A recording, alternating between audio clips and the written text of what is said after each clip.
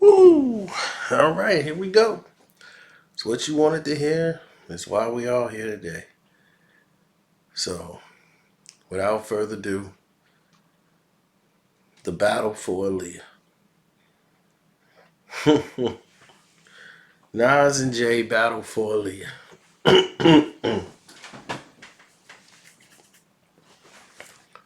Here we go, here we go, here we go.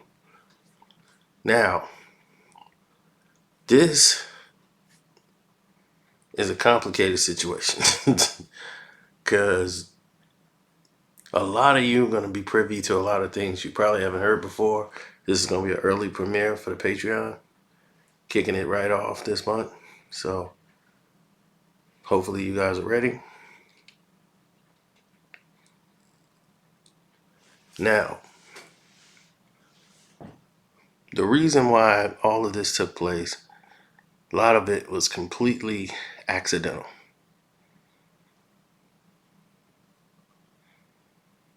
Straight up accidental.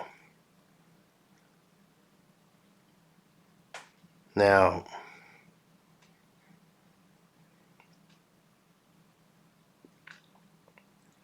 the scenario is this. Aaliyah, at the time, what people don't know is Aaliyah was like nobody wanted to be around Aaliyah. Can you imagine that? When Aaliyah had went through her thing with R. Kelly and the whole marriage thing blew up, nobody wanted to be around. I'm serious. It was a crazy time. The 90s were a little different. You know, like now in today's society with social media, people be all over stuff like that.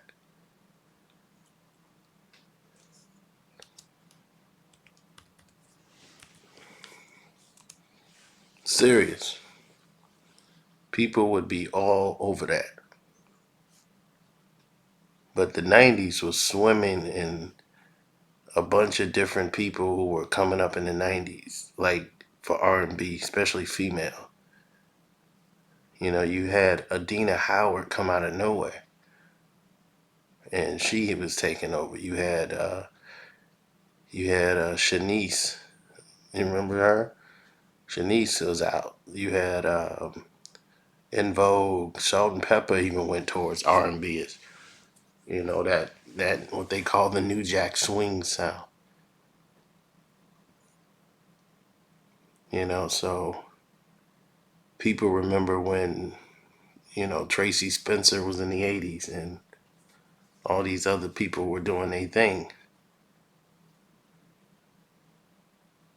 But when you had this new age come through who weren't sort of like vocalists, you had like these pop stars like, uh, well, Tamia, she fell and burned, but you had like Deborah Cox, you know, you had real lyricists back then. But you didn't have like somebody that was more like the TLC style until TLC came out. And then you start seeing Total, you start seeing a bunch of different acts, do they thing. Now, at this time, Aaliyah became one of those girls who fell at the wayside. She was an R. Kelly product, and no one wanted to touch her based on that marriage situation. So no producers wanted to produce her record. That's how she ended up falling on to Timbaland. A lot of people don't know that. Barry Hankerson, who was an uncle and all that stuff, he was having a hard time finding people to want to work with her. They went to some of the people that they were offering to pay more money than the other artists. Like, look, we willing to give you this and this, and they was like, nah, cause Shorty's like, yeah, she's a little messed. Give it some time. let some time go by. Her dropping another album right now, it's still fresh on people's minds. So they wanted her to sit on the shelf, where she would have been forgotten in the shuffle because you got Brandy, you got Monica, you got just mentioning young talented artists at that time that was coming out and coming up. Brandy had just hit and she's blowing up now. Now here comes Monica. Then you're gonna have Maya. So the young R&B stars are coming out. So nobody wanted to deal with her. And Missy Elliott started working with Aaliyah and Timbaland. And once that happened, boom. Because Timbaland knew how Aaliyah should sound. And with Aaliyah's voice on Timbaland's records, it fit. He knew how to come in and ad-lib for Aaliyah. Missy just writes the songs, and they was a trio. So everything worked. Now, get this. During that whole time, when she was doing Age on Nothing But a Number and all that, none of these rap artists was dealing with Aaliyah. Let me repeat to you. None of these rap artists wanted to deal with Aaliyah.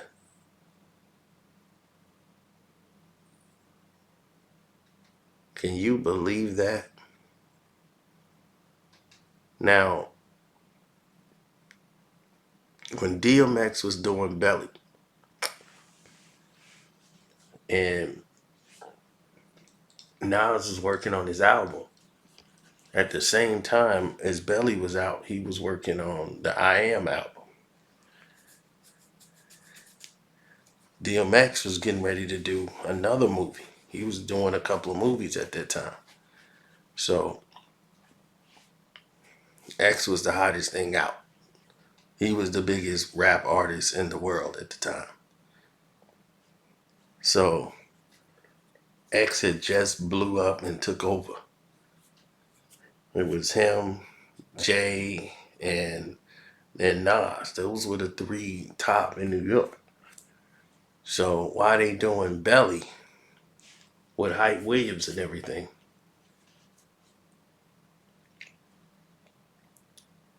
This whole situation went a whole nother direction because DMX saw Aaliyah.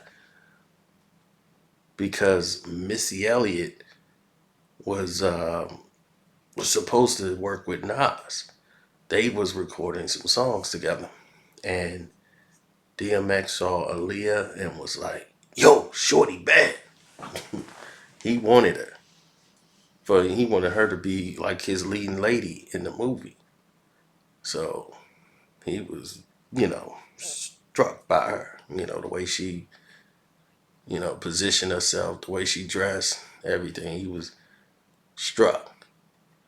So, but his wife was on his back because he had a whole lot of stuff going on at the time. So the movie that he was talking about was being postponed. So while they was filming Belly, was a lot of people coming by checking it out when they was shooting the scenes for the movie, trying to see if any way they can get into a movie because Hype was just, had so many pulls and made videos for so many people. So anyway, Nas is the first artist basically to have his album leaked through MP3. So Nas had recorded basically about 16 songs. And about more than half of them got leaked on MP3. And everybody in the streets is bumping Nas' new album. And I mean, I Am, as great as I Am is, I Am would have been even more triumphant had Nas been able to keep those songs on the album. So all that work, all the time writing, going to the studio has just been released and mastered, released and leaked on an MP3 file. And nobody even knew what the hell that was, but the music was out. And that's when the MP3 became popular from ripping off people's songs. See, you get the full story here when you're dealing with me. So Columbia, who had already spent this money, Nas is way over budget. But Nas is one of their biggest artists. And everybody's waiting on the new Nas album. So it's like, look, Columbia know this is Nas' follow-up to his smash. It was written. Everybody's been waiting for it. It's been almost 3 years. We got to drop this album. So, like clockwork,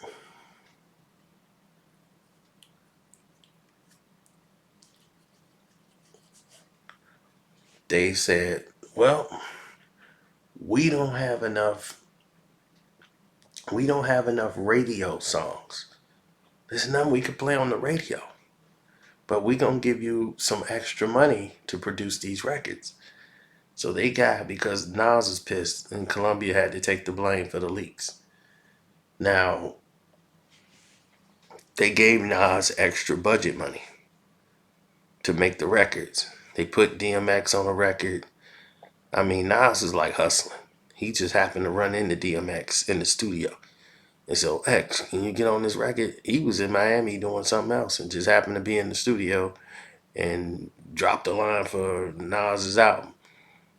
And they went and got it cleared with Def Jam and everything else. But Nas just dropped a song with DMX just on the fly.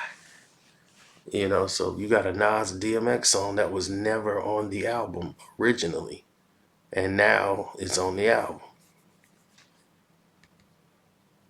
So You Won't See Me Tonight was the song that Missy wrote with Nas for the album.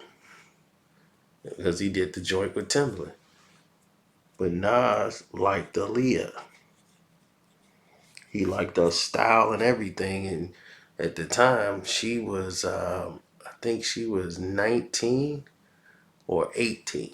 She was an 18-year-old girl who wasn't even grown, but she act like she 25, but she was only 18. And Nas like, man, shorty cute, she fly and all that. And she was telling everybody she was 19. And anyway, I don't know. She could have been 19, 18, but she's one of them. But Nas liked her. She was fly, and everybody knew it. She's Aaliyah.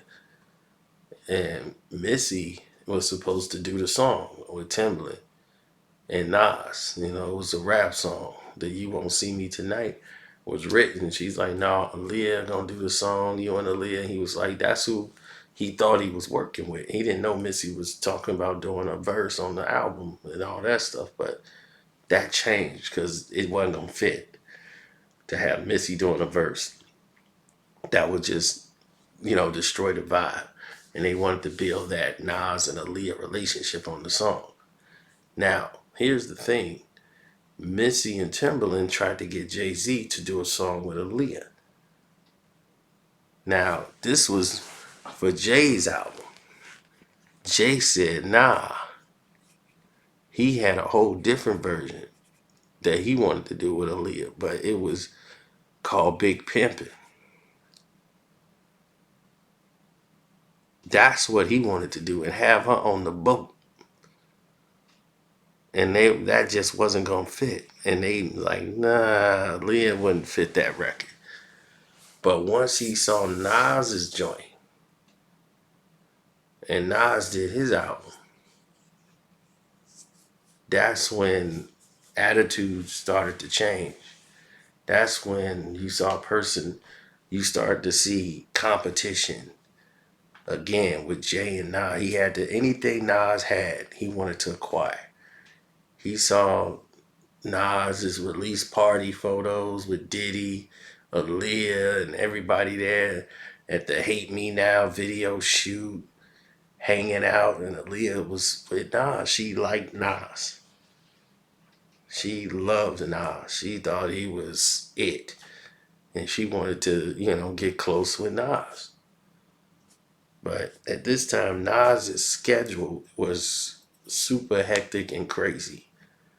So they were supposed to collaborate on Aaliyah's next album and everything else, and he was doing some work with Missy because she had her album coming out, and Timbo, he was like, yeah, I do something for her, no problem. So it was gonna be done, and he ended up doing a verse for Missy on the song called Hot Boys. He did the video and everything. Now, when the album comes out, the street record was supposed to be the one with Timbo. I mean, Primo, not Timbo, but Primo, which was Nas's like. And then Hate Me Now with Puff. They already did the video, spent the money. It's gonna be a big thing. Hate Me Now is a smash hit. Nas is like did the joint. That's the like let everybody know Nas is coming with his album. That's the street record. He's in the bridge, back in the bridge with, dudes in the video. And Hate Me Now was the smash. Now, Nas didn't get another single. And didn't make any sense. And it was like, whoa, what happened here? Why there is no follow-up? What's going on here? So, because there was no follow-up to the whole situation, the situation turned even more nasty because Columbia did not want to release any more money for the album because it was already over budget. Because it was supposed to be a double CD, but half the album got leaked. So they dropped it to one album. Then they were going to do another album later on in the same year. The same thing that Def Jam did with DMX. They wanted to do that with Nas. And saying Nas going to drop 2 albums in 1 year. Which was I Am and then Nostradamus. That's going to be the double CD. So it's like I Am Nostradamus. But it was supposed to be the I Am autobiography. So it was, so it is what it is, but that was the plan. Now, Aaliyah is interested in working with Nas. Nas is busy. Nas is doing different things.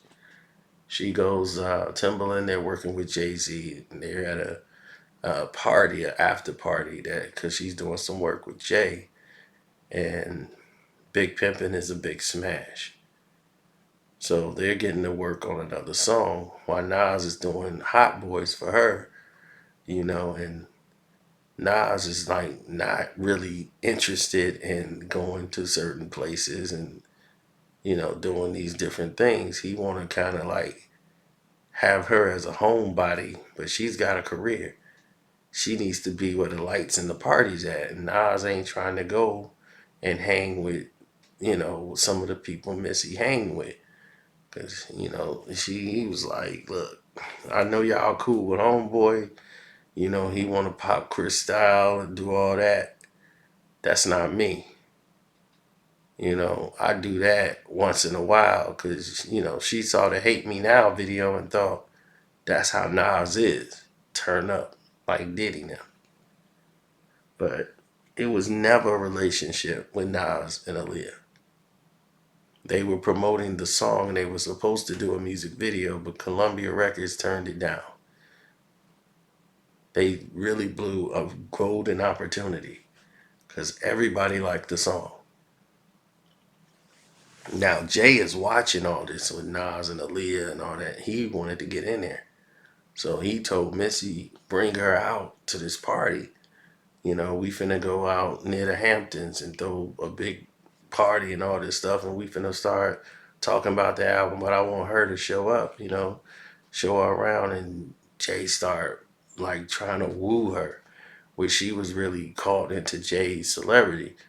Like, I need to get my face out there. She was promoting when she was around Jay. Jay loved her. Like he was infatuated with Aaliyah. Crazy style, like he wanted people to know, like I'm with her. And Nas saw that and was like, he fell back because he knew X liked her beforehand and X was going to put her in the movie. But Nas fell back because he's more lowbrow. He more quiet, laid back. And that's when she was like, Nas and Jay are kind of alike because they both play like they're the big party guys, but they're not. They reserved. Both of them are almost the same. And both men are jealous or compete with each other, especially even over the women. Jay had paged Timbaland and said, call my, he had a phone, a different type of phone, like one of those portable phones.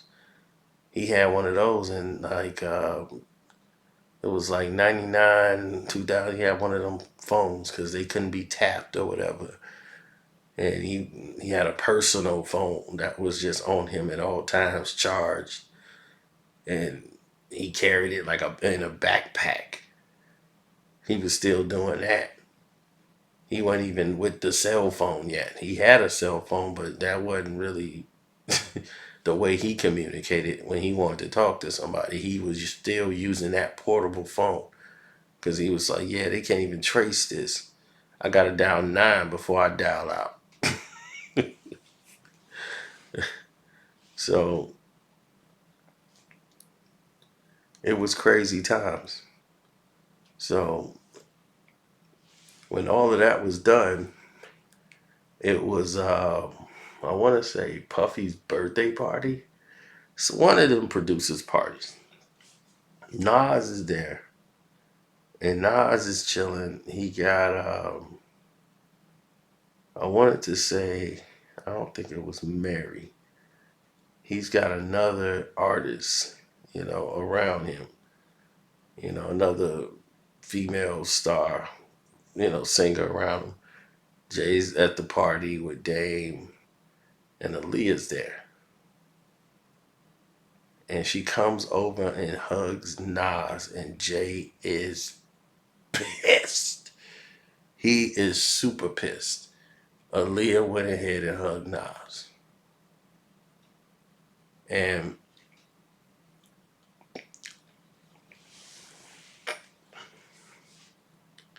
this is where the problems kicked in at. She comes up to Nas and she told Nas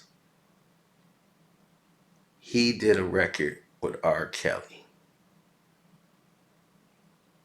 Jay just did a record with R. Kelly.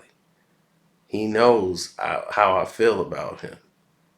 R. Kelly and all that and what I went through. And without hesitation, he went and did a song with R. Kelly. And he thought like we would be cool after that. Like I can't be in pictures with you like that no more. It was done. And he was like, "Oh, I didn't even know we was already working on those songs." And she was like, "That's bull. Y'all planning on working on an album together." And this was in 2000. R. Kelly and Jay-Z was planning on working on an album together back then. And it was supposed to be a big budget, both companies putting up money, they cross branding, all this endorsement money, a tour. They looking at the dollars. Aaliyah was like, "Oh, I can't be with dude." So she told Nas all this. Nas cut off ties with R. Kelly after the tour when they did the Street Dreams remix. And he saw how R. Kelly was on tour. And they did like a partial tour and they wasn't cool no more. He saw all he needed to see from R. Kelly. And he wasn't cool with dude. And didn't deal with him no more. And that's why Aaliyah was around Nas and she was trusting him. And this is why she didn't deal with Jay no more. She saw how Dame moved, and Dame was more fun. And that's what she was looking for. Jay was too serious. Nas talked serious. She wasn't looking for serious. She was damn near 19, 20 years old. She's not looking for serious. She's looking for having a good time. And Jay, knowing how she felt, didn't care, went and did a song with R. Kelly and thought that him and her would be cool. That wasn't gonna happen. Jay probably did it out of spite. I can't say he did, but Jay probably did it out of spite. But knowing Jay, it was all business. She embarrassed him by going out with Dame. That embarrassed him because he thought he had Aaliyah on lock. He thought he had that all wrapped up. And once he made that move with R. Kelly, that killed it.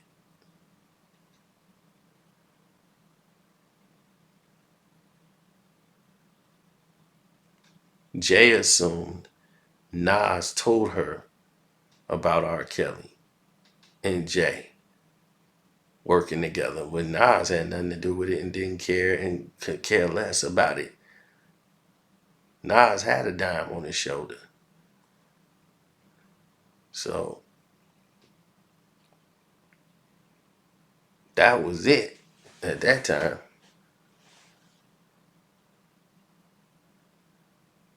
Now,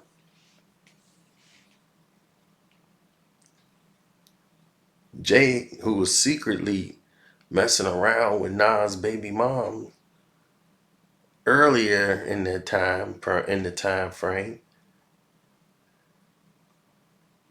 before he even started messing with Aaliyah. He was just messing with her prior to that. So he always wanted to see or take whatever Nas was doing. He wanted to try to interfere. It was just a dirty, just ridiculous game they were playing. But Aaliyah was not stupid. She was young in age, but old in her mind because she's never really had a chance to be a child. So she's been with these overgrown men and knowing how to be around these men and how to maneuver. But she liked Nas, like Nas he wasn't the guy she thought he was. So that's just how that went. X liked her, but that was never gonna go down. X was a little bit too much energy. Dame was just right. Dame Dash was the right kind of energy for Aaliyah. But no, Dame lies when he said they were on the cusp of getting married and all that. No, she was having fun and they were a couple basically. Like they were item. You know, Aaliyah's smart. She knows, hey, this is gonna help me keep my face out there. These guys are hot right now. They the hottest guys in the game. They got the hot club records. And that's what Jay and Nas differed. Nas didn't make club records. Most of his songs weren't played in nightclubs. Like the Rockefeller phone. They gonna do what's trendy. They gonna have the pop songs that is gonna be getting the spins in the clubs. So